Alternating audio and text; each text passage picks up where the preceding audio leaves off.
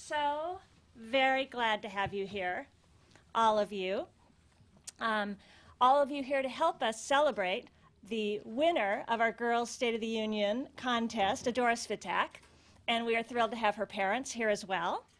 We know that women and girls do not get equal time in media, and that is why we exist, to change the status of women and girls in media. And I am very pleased to introduce the woman who has changed the lives and our world for all of us, for women and girls. She's our constant champion, constant advocate, our founder, Gloria Steinem. You may have noticed that great authors like Toni Morrison and Jane Austen use a 9 or 10-year-old little girl as a narrator in their work because it is a symbol of the true self. Dora, we're so proud of you. You are our future. Come. Thank you.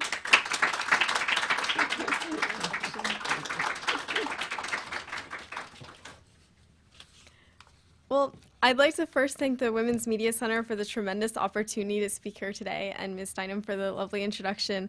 I am honored, and I have to tell you guys, when I first found out about this and I saw Gloria Steinem will be introducing you, I did a little dance, I think.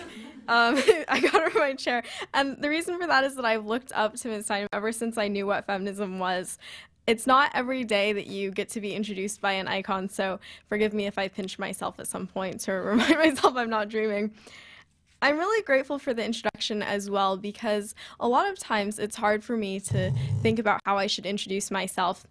I feel like I have to choose somehow because of the wide range of causes that I support or roles that I embody as a student, writer, teacher, and activist.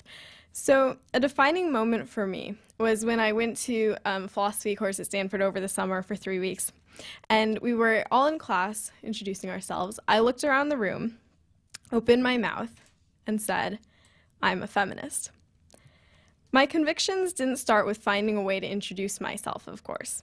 They started gradually and in some unlikely places. You see, like a lot of you, I really loved princesses. I loved their fancy tiaras and elaborate dresses, their convoluted names and inherited power. And this could have really easily gone in the other direction. The influence of too many princesses getting rescued by Prince Charmings on white horses could have taught me this image of feminine as weak, except that I loved history too. So in the pages of books, I did find my role models, just maybe not the role models that most people would expect. I found Elizabeth I infinitely cooler than Cinderella, because being imprisoned in the Tower of London while evading the possibility that your sister might call off with her head seems a lot tougher than throwing down a glass slipper. The lesson that being a bookworm taught me was that for every Snow White or Sleeping Beauty or Cinderella, there was a Catherine the Great or Joan of Arc or Eleanor Roosevelt. And when I started writing my own stories, I determined that there would have to be some characters who didn't fit the stereotype of this good little girl. That came pretty naturally to me because it was around the same time that I decided I was a feminist. But I wonder why those 3 little words, "I'm a feminist," can be so hard for girls and guys our age sometimes to say. When it's said, it's often followed by an apologetic qualifier. But I still like when guys hold doors for me. Or we hear something about feminism being used in a pick and choose way, like "I'm a feminist when it comes to this," or disavowed entirely. I wouldn't call myself a feminist, but then followed by an acknowledgement of current wrongs in society and a belief in inequality for women, or in inequality for women, that basically makes the speaker a feminist in all but name. Be honest, you've probably done it at some point or seen it done. We shouldn't ever feel like we have to qualify, deny, or apologize for our belief in what's right, equality. We can stop being scared of feminism. We can make it cool, not scary or weird to say, "I'm a feminist." In Iowa during the Republican primaries, some of you guys might have heard of this, there was this pledge going around asking candidates to affirm their family values. I would love for a feminism pledge to go around Congress. That might sound kind of radical. People might ask, well, feminism, isn't that about being a scary man-hating lady in a big shoulder-padded power suit? Not quite. According to the dictionary, feminism is advocating for social, economic, political, and legal rights for women equal to those of men. Definitions have power. Because when you tell someone that's what feminism is, they sit up and say, well, I guess then I'm a feminist. If we all take this step of affirming the importance of feminism, it will have a huge impact. The people who will ultimately have the most change, who should carry the feminist movement onwards, are us, young people. We need to make sure that today's boys and girls know at least as much about the lives of Susan B. Anthony or Gloria Steinem as they do about Kim Kardashian or Snooki. That's a vision of the girls' State of the Union that I, as a teenage girl, hope to see. One where equality, respect, and fairness for all are more than ideals for the nation, but words embodied each and every day. Yet this vision may seem elusive in the present day. Talking to my peers, opinion seems to be split. Some are well-informed and know that the work of feminism isn't over. But others point to how far we've come and question the necessity of the movement's continuance.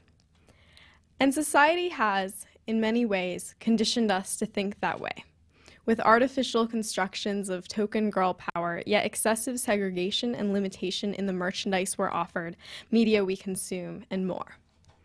If we go on a shopping trip, just taking a jaunt down the toys aisle tells us that something is wrong. We can tell really quickly what's for girls and what's for boys.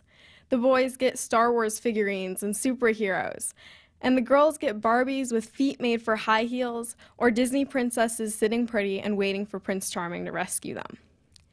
Now you wander down to the magazine section, I'm sure you guys have all been there before, and you might look at the selection for teenage girls. 17, Teen Vogue, Cosmo Girl, Girls Life, celebrities, gossip, hair, makeup advice, relationships, how to get flat abs on every cover. What more could a teen girl want? Now you've come to the clothing and shoes section. The high heels get higher and higher, and in the juniors clothing section, almost every bra is a push-up. You wonder why. This department store experience might be virtual, but the merchandise within it isn't. As a 5-year-old, I had those proportionally incorrect dolls. As a teenager, I see magazines marketed to us that value beauty over brains, and I see clothes that sell too much on the basis of less is more, especially if it's lacy and pink. I don't think that the women I look up to got to where they are now because of Barbie-esque figures. I think it took smarts and persistence and hard work. These aren't the traits that are emphasized on store shelves with merchandise for girls. And misrepresentation of girls and women continues through adulthood. On TV, we see the exploits of the Real Housewives of insert any city here, stereotypical catfighting. And on Jersey Shore, we're entertained by all the exploits of Nicole Plizzi, aka Snooki. The question I ask is it right that Snooki, who I hope will never be a serious influence in government or policy, has more name recognition than Valerie Jarrett, who's the president's senior advisor? Who would you rather have your daughters looking up to? We teenage girls hear a lot of mixed messages. We hear things like inside beauty is more important than outside beauty, love who you are, be yourself. And then we hear things like Representative Jim Sensenbrenner discouraging Michelle Obama's healthy eating campaign by saying, "She has a large posterior herself," end quote. Is this an appropriate comment for anyone, man or woman, Democrat or Republican, to make? Hillary Clinton once said, "If I want to knock a story off the front page, I just change my hairstyle." Michelle Obama's outfits are headline news items. Is this how you would want to be evaluated all the time, by your outward appearance? Step out the door and everything you wear, how you look, whether you're wearing makeup or not, scrutinized. If there is any silver lining to growing up in this environment that tells us that appearance is everything, it's this. Maybe we should know from reading enough issues of 17 or Cosmo Girl how to make something look good. But instead of using lipstick or foundation on our skin, we can use feminism to give society a makeover. Making over society is what the Women's Media Center is doing. Girls are taking action. The Spark Summit petition, asking that 17 magazine stop photoshopping girls and provide girls with images of real girls, led to 17 vowing to change their ways. High school students Emma Axelrod, Sammy Siegel, and Alina Semris successfully pushed for a female moderator in the presidential debates, as you guys know. and Emma is a graduate of the Women's Media Center Progressive Girls Voices training. This kind of action is grassroots, it's effective, and it's needed. You see, by staying silent, apologizing for speaking up, or criticizing those who do, we're falling into a waiting for Prince Charming trap. The idea that someone else will come along and do the heavy lifting to solve our problems and rescue us. But by fighting for ourselves, not being afraid to speak up, and using media to amplify our voices, we can do the rescuing ourselves, because progress doesn't work the way of fairy tales. Progress is a story we ourselves get to write. There are girls who aren't waiting to write this story. They're taking action now. As I close my remarks, it's worth remembering on this International Day of the Girl that in some other countries, girls are risking their very lives to do so. You know now about the story of 14-year-old Malala Yousafzai, an activist for girls' education in Pakistan, shot and grievously injured by the Taliban for her courageous work. She's still fighting for her life in a hospital. What I find uplifting about this story, aside from the tremendous bravery of one girl, is the solidarity of her community. Men, women, and children condemned the hateful, cowardly action of her attacker. And this quote stuck with me as I watched the nightly news last night.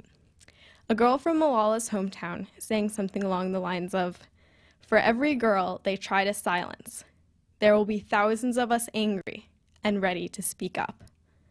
Are we angry? Yes, we are. Are we ready to speak up? Yes, we are. Thank you. I'm so proud to be here in this room full of powerful women and allies.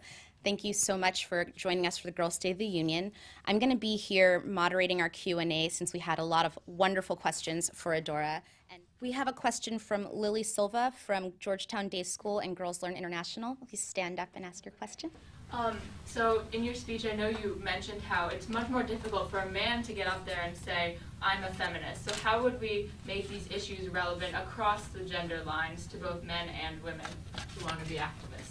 That is an awesome question, and I think that it speaks to a really powerful point, which is that in order to really create a movement, we have to have solidarity, and that means guys as well as girls really working for this cause. I think it's super important. I think that it really has to begin with defining what it is to be a good guy, and I think that too often we think that being a guy is all about being super macho and like driving a cool car or whatever. There are all these stereotypes that we have built up, but to me, being a good guy is being a feminist, not being afraid to stand up for people and for causes that you believe in. How did you find out about this, and what inspired you to join the competition?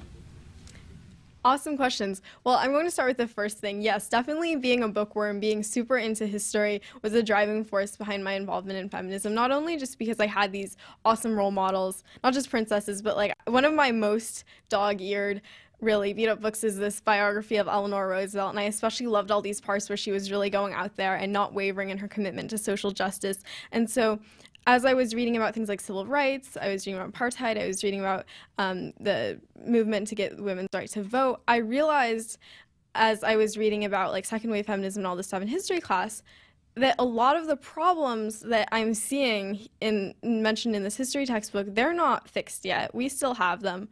What does this mean for my generation? And I realized that we have a moral imperative to continue fixing those problems, not only for ourselves, but for our kids. So how can we further reach out to and support girls who are limited by warring cultural and religious beliefs and customs?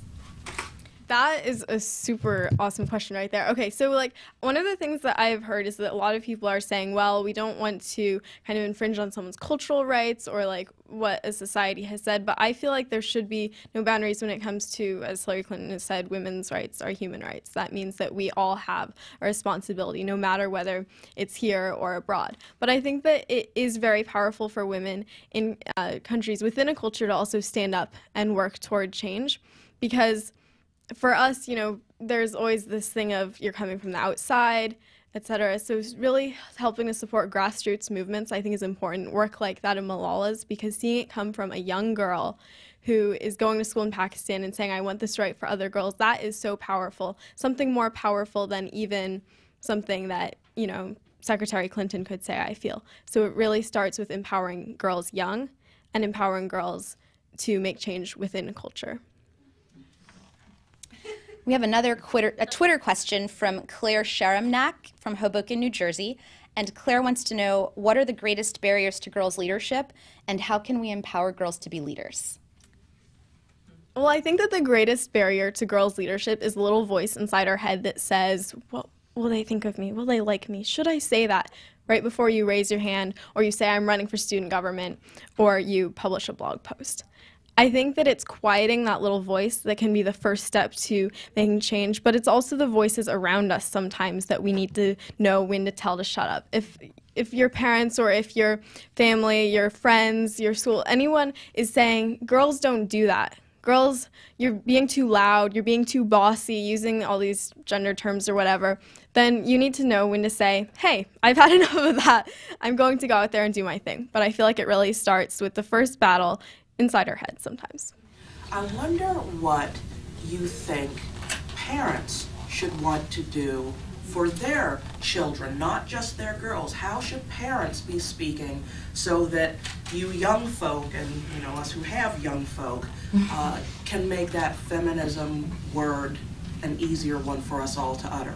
My parents are super cool, really progressive, always reading me books about everything and subscribing to magazines. I guess you could say we had like a really liberal influence from early on. I got pretty politically involved. My first political rally, Hillary Clinton's in 2008. That was really fun. So it starts with awareness of issues, I think. Maybe not necessarily the same kind of, oh, let's bring the kids to the rally type of ethos that was going on in my household, but I think really here are the issues at hand. My parents, we definitely encouraged us to have conversations when adult friends were over. It wasn't, let's send the kids to the other room. It was, let's talk about issues. Let's watch a news program together and have a discussion. And it starts with opening those channels of discussion so that kids aren't afraid to talk to parents about issues that they feel are important, things that we see. Another thing is really making activism a part of the family tradition, I guess. Before we go, I just wanted to end with gratitude for everyone who came and shared this experience with us. It was a real honor to be with you as we honor Adora and honor the work of girls around the world. Follow us on Twitter, follow us on Facebook, and stay engaged, and tell all of the young women you know about Girls State of the Union. We'll be doing it again next year, and we look forward to all of their submissions and just appreciate all of your support. Thank you.